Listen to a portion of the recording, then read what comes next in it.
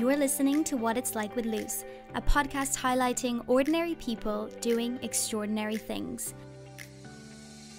I'm your host, Lucy Norris, and on today's episode, I'm chatting with an award-winning journalist and author who just so happens to be Tatler magazine's ex-features director. Growing up, this week's guest knew she would forge a career in journalism, but how was the million-dollar question. Graduating with a degree from London School of Economics, she realised with a jolt of reality that entering the world of storytelling wasn't going to be as straightforward as stepping onto a well-paid graduate scheme in one of the city's corporations as many of her friends were setting out to do. A stroke of luck and a tenacious attitude rewarded her with an opportunity to assist on the features desk at the Evening Standard, and well, the rest is history. Taking her across the sea to the sandy deserts of Abu Dhabi and plunging her into the notorious world of Labradors, castles and dukes, her life is quite the compelling story in itself. Currently working on her fourth book in lockdown, we spoke about making it in media, dealing with online trolls and what it's really like to release a novel. Without further ado, here's what it's like to be Sophia Money-Coutts.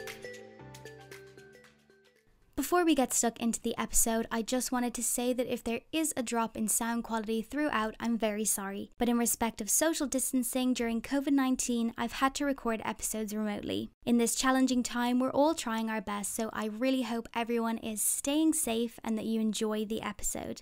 So welcome, Sophia. Thank you so much for coming on and talking to me today.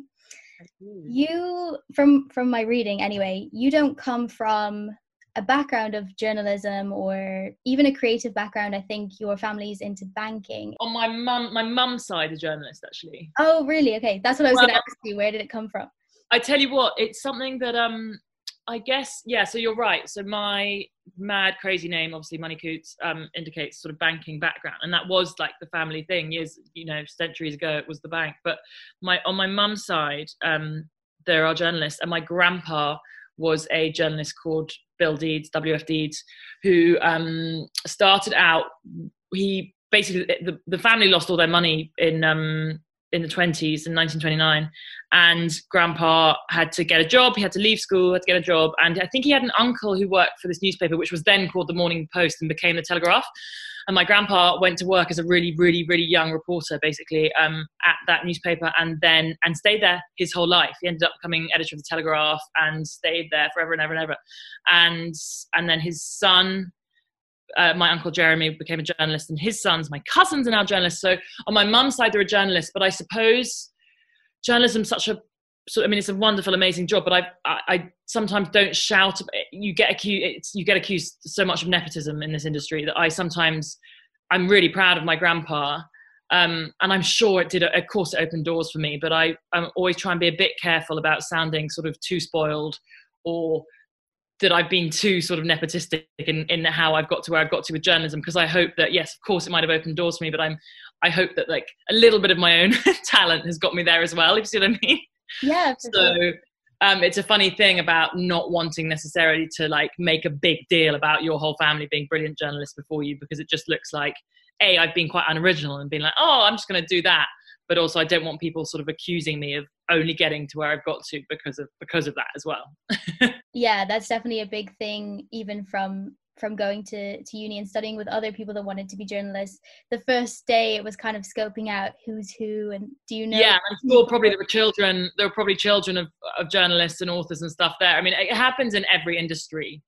And in a way, I suppose it's quite natural that the child of someone who does something, interesting, it might want, I think you see it with actors, obviously, quite a lot, don't you?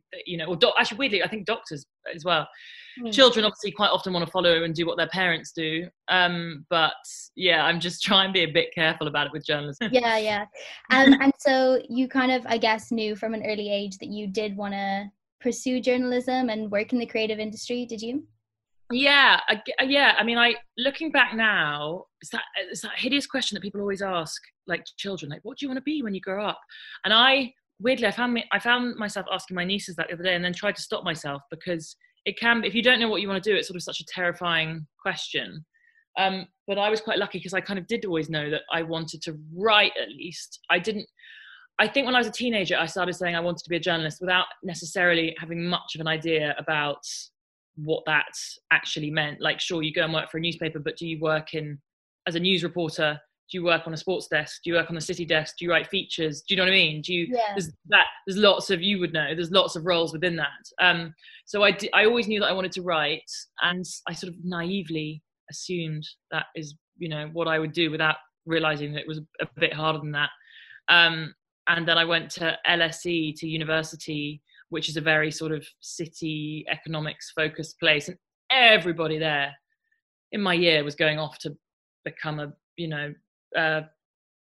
go work at Goldman Sachs, or to become a management consultant, or they were mostly all going into financial jobs. And that's when I suddenly realized, I was like, okay, everyone's getting these lucrative like trainee schemes at banks. I don't think they have that in journalism. So that's when I started. No, definitely not. Yeah, like, okay, it doesn't work quite the same. So that was the first time I think I realized I'd been probably a bit naive and just assuming that I'd become a journalist. So how did you enter into the world of journalism? Because I know from experience it's so difficult. Yeah, it's so impossible. I mean, I think what I've said to people before, I think it's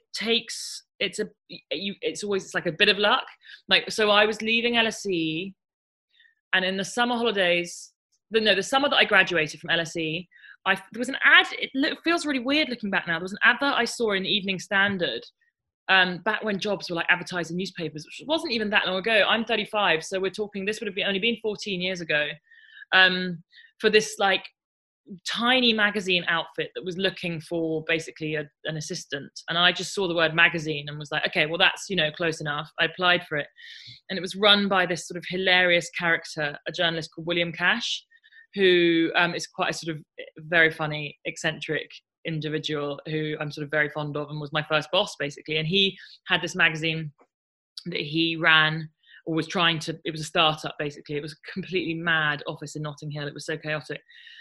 And he had someone doing work experience there. Again, I mean, this is totally probably hideously nepotistic, who was the daughter of the then Evening Standard editor. Okay. Her mum, she was called Veronica Wadley, who was the editor of the Standard then. She needed an assistant, and her daughter recommended that she interview me, and I had the world's worst interview. I was so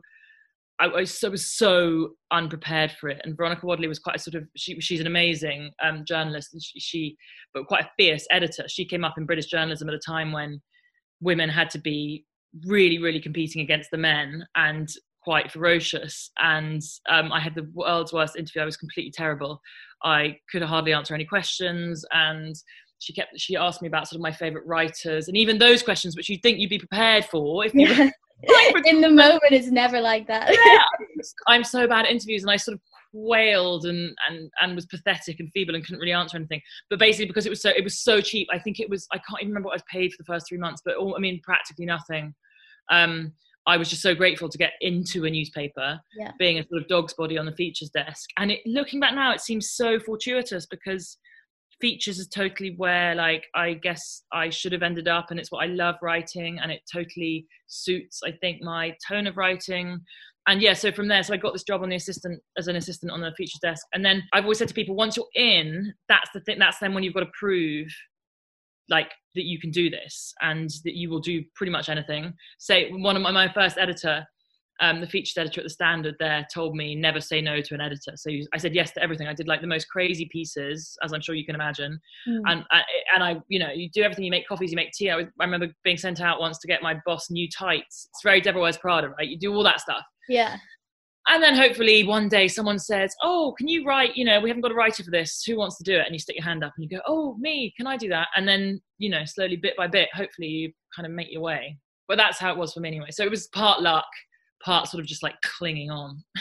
Yeah, no, that's interesting that you ended up on the features desk without intentionally doing that, because I was going to ask, was it always, a step you wanted to take, because you've kind of, your whole career has been in features since then? It was really lucky, because again, I hadn't studied journalism like you have. I was so ill prepared on so many levels. And it was basically just complete luck that I got this assistant job on the desk, and then realized actually I'd be a terrible news reporter because I'm not brave enough. And the thought of having to sort of knock on doors and do all of that fills me with absolute dread. not interested, say, in like sport or city stuff enough to want to do that.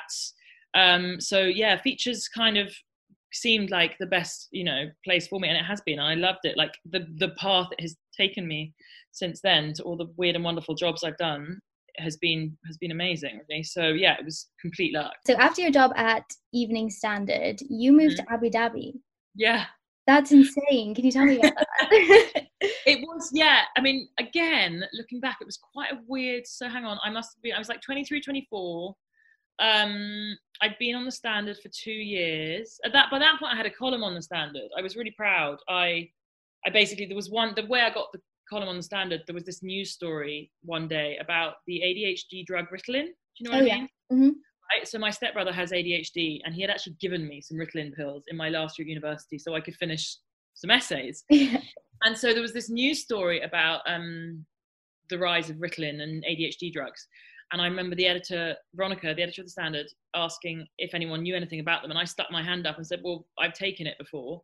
And she said, okay, right, I want a column on that. So I wrote my first ever column that I wrote was about taking Ritalin. I remember it so well. And from then on, I sort of, again, I clung on, and I then got this column every week to write about, you know, young 20-something stuff in London. So I've been doing that. So I had this really good job and I loved it. But then I think various things happened, like the credit crunch happened in 2008. So London, all around me, lots of people were losing their jobs. I'd been at university in London for 3 years, and then also been working in London for 2 years. So I'd been there for 5 years, and I hadn't gone away to like a university town like a lot of my friends had. So I hadn't had a sort of going away, living somewhere else experience. And I think also I'd just broken up with a boyfriend. I was quite sad about that. So there were all these things that I just suddenly decided, sod it, I'm going to go. And I was offered this job. This newspaper had just been set up in Abu Dhabi. Offered this job by someone I sort of vaguely knew through some journalist contacts. And just thought, yeah, like, why not? Why not go off to the desert and have an adventure? Didn't know much about, if you asked me to stick a pin on Abu Dhabi in the map, I probably couldn't have told you. I mean, I suspect actually now if you ask most people, they wouldn't be able to tell you. They've heard of Dubai and they've probably heard of Abu Dhabi, but they wouldn't be able to tell you where it was. So I went off and did that for 2 years, which was pretty extraordinary. Did you like it? So I was there for 2 years, and I did have the most amazing time. I get quite defensive sometimes when people, it's obviously quite fashionable to sneer about certainly Dubai and Abu Dhabi. And obviously there's been a lot in the news recently about the ruler of Dubai and his daughters and his divorce and stuff. And yeah, it's a very strange, have you ever been there? Have you ever been to No, I haven't. UAE? It's this very strange place where, I mean, Dubai, the office was in Abu Dhabi, and I lived in Abu Dhabi and Dubai for a year. So I lived in both. The cities are, I can't remember the distances, say 90 kilometers away from each other roughly. And on one level, it's sort of sunshine, hotels, water parks, glamorous, like normal Western life. And then underneath that, there's this sort of darker side where, yeah, you certainly shouldn't obviously have sex on the beach or sort of criticize the authorities. And I think when the newspaper started just before I went out there, it had been started and was being sort of heralded as a new liberal voice for the region. And then I think quite quickly it's government owned. It transpired that actually they didn't necessarily want certain stories being said. And actually the editor had to, we had to be quite careful about what we wrote. And so it wasn't this great new sort of liberal newspaper for the region, as I think a lot of us had sort of hoped it might be. So I did it for 2 years and learned a lot and made most amazing friends. I mean, I think living abroad, I quite often say to people, if they've been offered a job abroad, like friends put them in touch with me if they've been offered a job, say in Dubai or Abu Dhabi, and I say do it, because I think living abroad is amazing. Mm-hmm. And we've got the rest of our lives to live at home, wherever home, happens to be. For me, it's London. But yeah, 2 years was long enough, basically. Yeah, no, I thought that was really interesting that you did that, because I was younger. I was 15 and I moved with my family, but I lived in Windhoek in Namibia in Africa. I just think living abroad, right, and getting different perspectives and realizing that life isn't just this like little bubble of wherever you happen to be, and there's stuff going on elsewhere, is amazing. Yeah, and I think it helps, especially in journalism, because you have such a unique perspective. Right, your references and your awareness that life is broader than what we can sort of see right in front of us. It's so true. It's so true. I've said that a lot, I think. Yeah. Yeah. And so you moved back, had this incredible experience, and then you went to the Daily Mail features desk. Yes. So I basically was trying to get a job. I knew I wanted to come back from Abu Dhabi, and I wanted to come back into obviously British journalism. Quite nervous again about how to do that, because then I'd taken myself out. And then again via Veronica, who'd been the editor of The Standard, I heard there was a job going on the features desk of the Mail. Obviously, everyone has a million opinions about the Mail, but it's, again, I can be quite defensive and say whatever your sort of thoughts about its politics and its stances on various things, it's an incredibly run newspaper. No one would deny that it's, you know, it's ferociously successful. And so to be part of that and to go and work there for a bit and to see that machine sort of in action, I worked there when Paul Dacre was still the editor, was amazing from a sort of journalistic point of view. And the people I worked with there were brilliant, like some of the brightest people I've ever worked with, really wonderful, bright, amazing people. So again, I can be a bit defensive. I know, obviously, and I don't agree with a lot of the party lines that, you know, they take, but it was a very good sort of bolstering experience, I suppose, working there. It's sort of, you develop quite a thick skin, I think, if you're in the newsroom of the Mail. Yeah, I think they're quite good as well for hiring young journalists, because I know a few of my friends have gone in there straight from university when they graduated. They went to the online desk. So online, it's tough, right? I think it's really tough. I think they might be working hideous shifts and hideous hours and getting shouted and screamed at. I mean, there was certainly quite a big shouting culture there when I was there still. But yeah, it's a good training ground. I learned so much working there, and I made lots of contacts. And yeah, like, also the second day on the Mail, I remember Leaf, my boss there, who's a really wonderful man, he came out from the morning conference and he suddenly said, right, he goes, we've got a royal wedding to plan for. And it was the day that Kate and William announced their engagements. Okay. And so that was my second day at the Mail. And I remember that day, we didn't leave he must have come out, like, that must have been 9 a.m. we learned that. And we didn't leave our desks. I think I didn't get home probably until 11 that night. So a 14-hour day. We didn't go outside. I remember pizzas were ordered to the desks because we were busy putting out like a 20-page supplement for the next day. And that is what you sort of thrive on as a journalist, like that adrenaline. And that's a big story. And like, go, go, go, go, go. And we were commissioning writers left, right, and center. I wasn't writing at all at this point. I was just editing while I was at the Mail. It was really exciting, and being part of that. And then basically the next, obviously, however many months, 5 months, I think it was spent leading up to the wedding. It was really cool to see that machine going. And then I feel like I'm listing off your CV here, but so you moved to Tatler after that, is that right? Yes, I did, it feels like I did, so I did 2 years Evening Standard, 2 years Abu Dhabi, 2 years at the Mail, and then it's going to sound really wimpy, but the hours were slightly getting to me. So as if you're an editor on the Mail, I was getting in, I think, sort of 8ish in the morning. And I mean, they were amazing days. You'd get at 8 in the morning. I'd read every single newspaper. We'd then go through lots of ideas, commission lots of ideas for the day and for, you know, the Saturday paper. And then we wouldn't really leave. I would often not get home until about 10 p.m. So it was like, again, like 14-hour days, really. And I had no social life whatsoever. Yeah. And I was in my 20s, and I just thought, okay, there's got to be more to this, to life than this. And also I wasn't writing. So I knew I wanted to go to a job where I could be writing as well as editing. And then there was a very brilliant new editor of Tatler had recently taken over, called Kate Reardon. So she offered me a job, and I'd been offered a job a couple of times for Tatler before, but because I have like the world's poshest name, and because I kind of sound like this, and because I'm very aware that I sound like a sort of very posh public school girl, I've always, up until that point, I tried to resist going to work for them, because I was like, it's too predictable. I can't be this person called Sophia Money-Coutts and go and work at Tatler. It's like a parody. But then I said, that's the job. That was sort of how keen I was to kind of escape the Mail, was that I wanted to go and work at Tatler. And that was, I think, probably like I look back, probably my best decision that I've made career-wise, because I had 5 years there. I broke the 2-year pattern and made some of my closest friends are still my Tatler friends, and had a really, really great time. Like Kate's Tatler it's very hard, I think, do you read Tatler now? Yes, yeah. Probably. Yeah. It's really hard, I think, to make Tatler sort of relevant Yeah. now. It technically is writing about a sort of world that a lot of people loathe and think is repugnant, and is quite sort of loathsome and repugnant on many levels. Sort of rich, posh people, and a world that a lot of people would say is dying anyway. So the way that we did it when we were there was to try and make it funny and very tongue-in-cheek, and we just had like the best time. I was sent on the maddest stories. I was constantly sort of going off to interview mad dukes in their castles, and yeah, it was really fun. It was 5 years of just like absolute joy.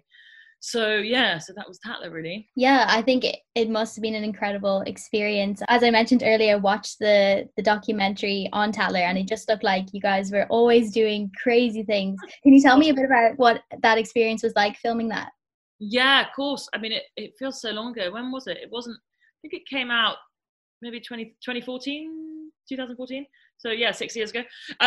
Yeah, so the BBC approached us and said they wanted to make a fly on the wall documentary. And I initially said no. All the staff were offered if they wanted. We had this big meeting and everybody was given the option of being in it or not. In fact, we were given 3 categories. You could either be like in it, fully involved, on camera speaking.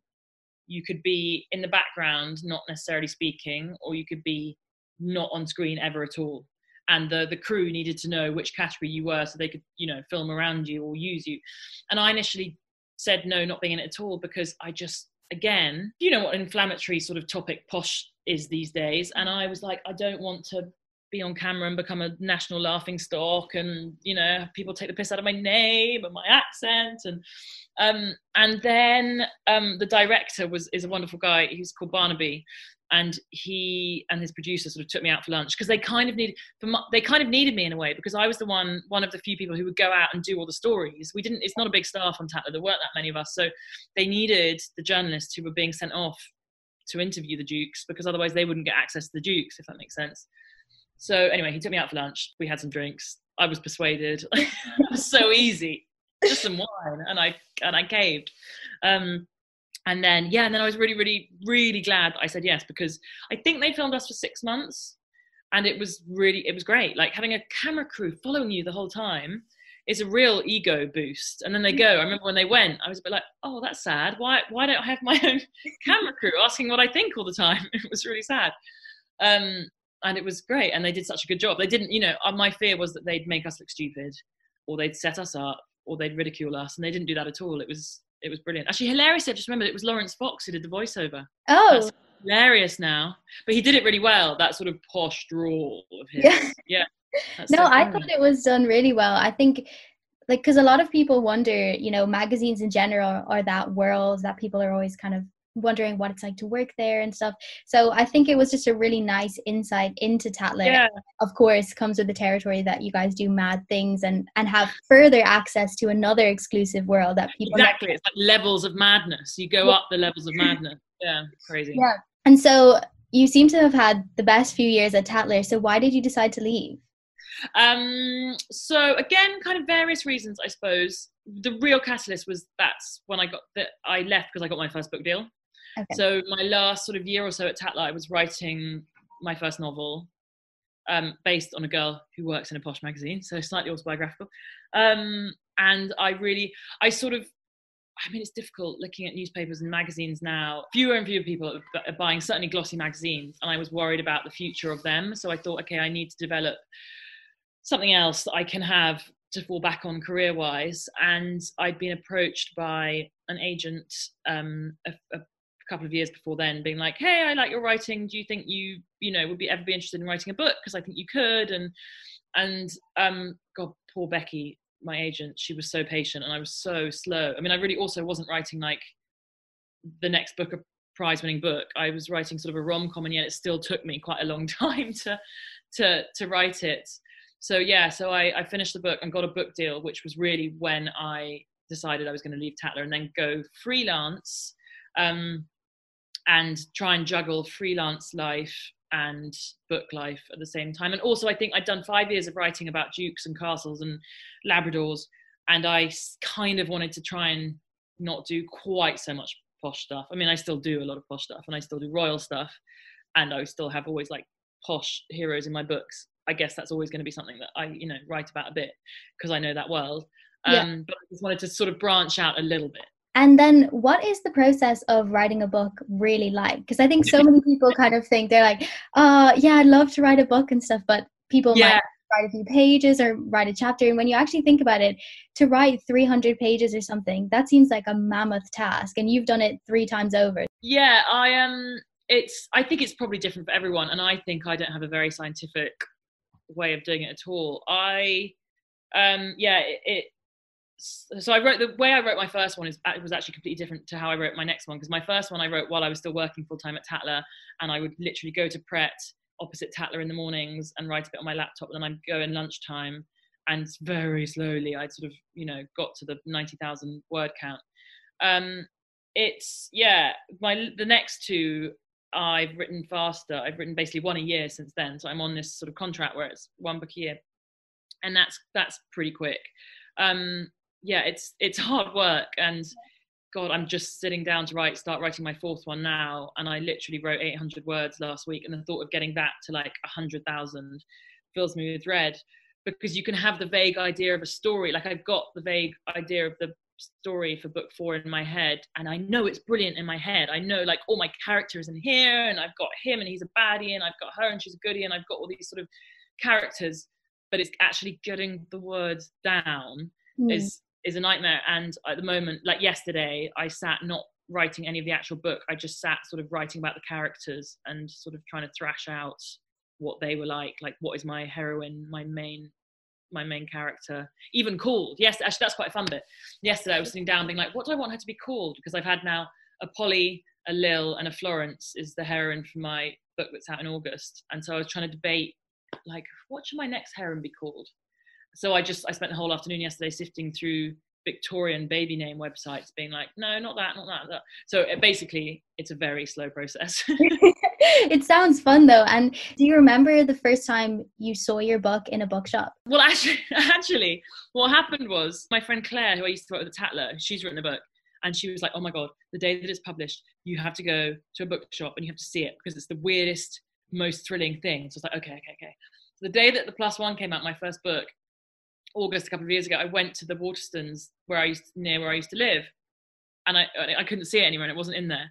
So then I had to go up to the till, and I was like, excuse me, have you got any copies of this book? It's just come out. It's called the +1. And he looked on his computer, and they didn't have any in stock, because not every bookshop has my book, basically. And then I went, then I did the same. That was the Chiswick Waterstones, and then I went to the Notting Hill Waterstones. Same thing. At which point I then called Claire, and I was like, Claire, I don't have my book. I can't find my book. Anyway, luckily since then I have found my book in various bookshops, and it's very, very thrilling. But yeah, it was initially incredibly disappointing, and I was like, why isn't it in all the windows of all the Waterstones? Like, what's going on? When you don't realise that actually there are, thousands of books coming out every week, so yours necessarily isn't going to be the one that is in all the windows. And which do you prefer, journalism or being an author? Oh, good question. It's so hard, because if I had to pick one, I honestly don't know. I love that I get the balance. I love that I get to do my rom-com books, which I love, and I just, when you first start getting to know your characters and more, you've got about 20,000 words in and you sort of know where the book's going. I love that moment when you feel like you've got something there. Equally, if I couldn't come out of that and write, like this week I've written this more serious piece about, basically I was about to go and have egg freezing before this lockdown started, and I've written a piece for the Times about egg freezing and fertility and being 35 and having a baby by myself. And if I couldn't come out of the rom-com world and write more serious journalism, I think I'd also potentially go mad. So I like the balance that I get of having the journalism with the books. I mean, I'm not very good. I still haven't cracked the balancing of the deadlines. Like, I will get up tomorrow morning because I've got to write my Evening Standard column tomorrow morning, and then I'll frantically try and bash that out early in the morning, and then try and get back to book stuff. Like, that's quite hard to juggle still. I haven't nailed that. I'm working on it.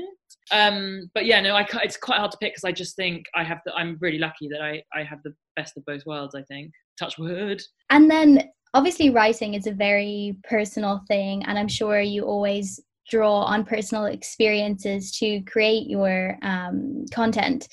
Do you ever struggle then, especially I guess from the book side of things, if you do get criticism, I don't know if you do, but you know, on your writing, do you ever kind of struggle to take that if it's based so much from kind of personal experiences? I struggle. Actually, I've had recently, the worst I've ever had, it actually wasn't that long ago, it was November. I wrote an Evening Standard column. I mean, my tone of my pieces and my books and my journalism, I'm always quite tongue-in-cheek. I'm quite lighthearted. I'm very rarely that serious. And if I am writing about something serious, like this week I wrote this piece about having a baby by myself, even that had like jokes in it, right? That's just my style. I tend to be hopefully sort of funny at the same time as potentially being a bit serious. But in November, so I wrote this column for the Evening Standard. It was one of those weeks when I was sort of slightly scratching around for ideas, and I was like, oh God, what am I going to write about? I need to send them some ideas. And actually at the time I was living in Norfolk writing my book. So I was up against the deadline and I was needing to write my column for the Standard. And there was a story about stupid thing about thermostats. There was this student in London who'd taken a picture of his behind and in his flat that he was renting, because the landlord had put it behind a plastic box, and so he couldn't fiddle with his thermostat, and he tweeted a picture of it being like, welcome to renting in London, my landlord's put our thermostat in a cage. And I decided I was going to write a column being like, saying I was kind of on the landlord's side, because my old flatmate used to get back at 3 a.m. and whack up the thermostat to about 26 degrees. And I would wake up at 3 a.m. thinking I was on fire because the flat was so hot. And I used to go to bed and put a towel over my radiator because that would have then absorbed the heat. Basically, was having like real thermostat wars in my flat.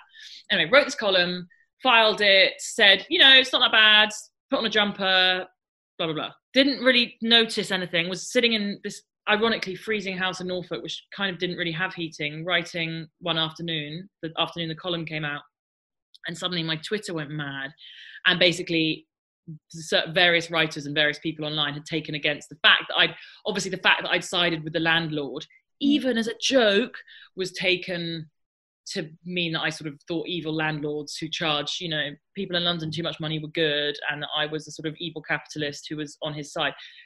It just went mad, and it was a real lesson to me. It was the first I mean, I've seen other journalists obviously go through it, but I've never really been trolled like that before, or had something that controversial. I mean, it was a sodding thermostat, but my tweets were just going like, brrr, and it was so poisonous, everything. I mean, the stuff that people were saying, I basically had to shut it all down. And yeah, I mean, it sounds so pathetic, you know, people have it much worse, but I struggled with that a little bit, because I just felt like the whole thing had been taken so out of context. It was a joke. I obviously did not mean that like the elderly and the disadvantaged should be freezing to death in their houses because they couldn't, you know, turn up their heating. So yeah, I've developed a bit of a thicker skin since then. I think weirdly, once you've been through something like that, once you've been trolled or heavily criticized online, I know a few other journalist friends I've talked to about this, you can slightly shrug it off, and you realize that actually what happens on Twitter one day is literally gone. You know, it's that old cliche of fish and chip paper. It really is forgotten, and then everybody moves on to get cross about something else. At the time, I felt kind of quite ashamed, actually, because there were a few like quite trendy Vice writers who were basically having a go, and you just think like, oh my God, all the cool kids are having a go at me and shit. And I was really embarrassed. But now I'm like, nah, that's just, if you put stuff out there, you've got to take the flak, basically. So I hope I've developed a bit of a thicker skin, but I have to date been quite feeble about criticism. And you're only 35, and I feel like you've already done so much in your career and had so much success. I would be interested to know if you have a personal definition of what success means to you. Oh, that's a very good question. Do you know what? You say that, I feel like it's never enough. I don't know if it's because I went to a very sort of pressurized girls' school or what, really. I just still feel like I've got a lot, I want to do a lot more, and I should be better, and I should be achieving more, and I should be writing more, and I should be doing more books. And so, yeah, no, I don't feel like I've necessarily got there. Although what has changed, I think the past couple of years, I had a really hideous, sad breakup a year and a half ago. And I think my definition of success is probably slightly less career focused than it used to be. I've got to a point now where I love writing my books and I love writing my journalism, but actually I've got to a point now where I love my life. I'm very happy again, having been really sad after this breakup. And I think so success for me is more about sort of feeling happy or feeling content. Actually, I think there's so much pressure on all of us to be happy, when I think content is a sort of more realistic thing to aim for on a daily basis. That if I can have a day where I've sort of, you know, content throughout, that is pretty much where I want to be. And I try to stamp out that voice more and more, which is like, you know, you should have bestsellers and you should be writing and doing more all the time, achieve, because it's kind of crazy. Yeah, I think it's that thing of you're always going to be your own worst critic as well. Totally. And but we're all bad at like comparing ourselves to others and being like, oh, but look at her, she's done this, and look at that journalist, she's done that. And it's very silly. So I've read and thought and listened to lots of podcasts about this sort of thing and this sort of area in the past year and a half or so. And I think I am better at not listening to the crazy voices so much. If I put your 10-year-old self in front of you today, having been through everything you've done in your career and your personal life as well, what's the biggest piece of advice you would give your 10-year-old self moving forward in life? God, I always want to come out with something so brilliant and original to this sort of question. I suppose the thing I think what it probably would just be keep going. Like, no matter what happens, and I've had, you know, like personally and career-wise, there have been moments that I'm like not proud of, or I'm sort of, you know, I've been quite low at points over, and I think you've just got to sort of like keep going, basically get up. My mum always says rise above it. That was always her thing, rise above it. And it's sort of just like, God, keep calm and carry on is such a sort of annoying maxim to trot out, but you've just got to try and keep going and not get too bogged down by what happened today or yesterday, and just carry on, basically. You never know what's going to happen. You can have a really bad day or week or month or longer. I mean, my bad periods always tend to be breakups. I've had 2 really bad breakups in recent years, in sort of the past 6 years, I suppose. And they've brought me really, really low, and I've been really sad. But what I've learned now is that eventually you get through that. And I think that can be applied to career stuff as well as personal life. Like, it can seem really, really, really grim, but eventually that will clear and it'll be all right again, basically. My thing, again, this sounds incredibly trite in the circumstances, but I'm a real walker. Walking for me has always, like, if I'm ever in a really low place, that's why I'm obsessed with my watches, my steps. Walking really sorts me out. And actually, I know another writer, a really good friend of mine, she's prone to low periods, and she's a real walker as well. And we quite often will swap messages if we're having a bad day, or emails, and we'll tell each other to sort of put our walking boots on and go outside and walk, and it invariably helps a bit. Yeah, it's so true. I think everyone's figuring that out at the moment, because all we can do is walk now. So. Go outside for a little bit, for an hour. Yeah. Keep going and walking. Thank you so much for coming on and chatting with me. I really appreciate it. Oh, thank you, Lucy. That was great. Thank you so much for listening, and as always, please rate, share and leave a comment if you like what you hear. And don't forget to follow @WhatIt'sLikePod on Instagram and Facebook. To order one of Sophia's books, visit the link in the description, and keep up to date with the author on social media @Sophia Money-Coutts. I'll be back on Thursday with more inspiring stories, but for now, this has been What It's Like with Luce.